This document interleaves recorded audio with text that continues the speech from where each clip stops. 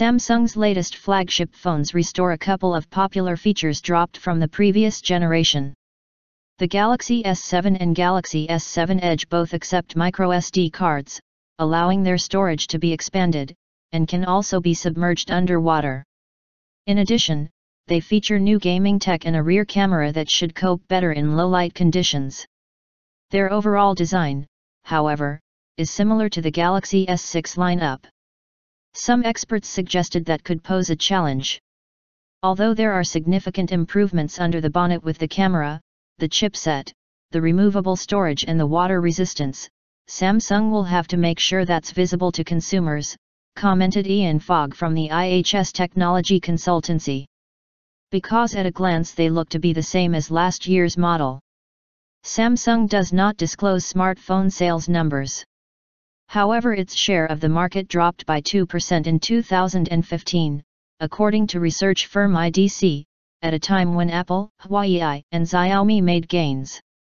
Even so, IDC's data still indicates the South Korean firm remains the best-selling brand by a wide margin. The new devices were unveiled in Barcelona on the eve of the Mobile World Congress Tech Show. Optimized for games. While the Galaxy S7 retains the same sized screen as the S6, the S7 Edge's display has grown slightly from 5.1 in, 13 cm, to 5.5 in, 14 cm. The Edge version is also slightly curvier than before and its camera protrudes less far out. In addition, the edged parts of the screen now provide shortcuts to email, different photo modes and third-party apps. Both phones now accept microSD cards with up to 200 GB of storage, which fit onto the same tray as their SIM cards. Have higher capacity batteries. The S7 Edge can reportedly play up to 15 hours of high-definition video on a charge. Have IP68 water resistance ratings, meaning they can be safely immersed to depths of 1.5 m, 4.9 feet, for up to 30 minutes. Have an always-on display function that shows notifications and the time without needing to wake the screen up. Retain the wireless charging capabilities of the S6 models. They also feature processors that are faster than before and capable of supporting the Fukan API, Application Program Interface. This is an open standard that lets games make more efficient use of a chip's graphics processing units, GPUs. Modern PCs and games consoles can already support Fukan, but Samsung says its smartphones are the first to do so. The firm has also added a thermal spreader to the phone's innards. This is a 0.4 mm thick tube of water that turns to steam, cooling down the processor, when required. It should allow the handset to better handle graphics-intensive titles without overheating. In addition, Samsung has made it easier to record gameplay for later playback. Dual pixel autofocus. The new rear camera introduces two innovations. Firstly, it has a bigger aperture of f/1.7 rather than f/1.9. This means the lens lets in nearly double the amount of light than before.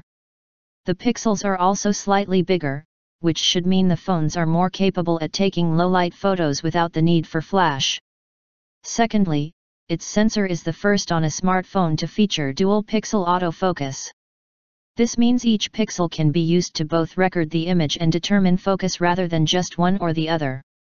This enables the phone to lock focus to an object more quickly for stills, and deliver smoother focus tracking in video mode.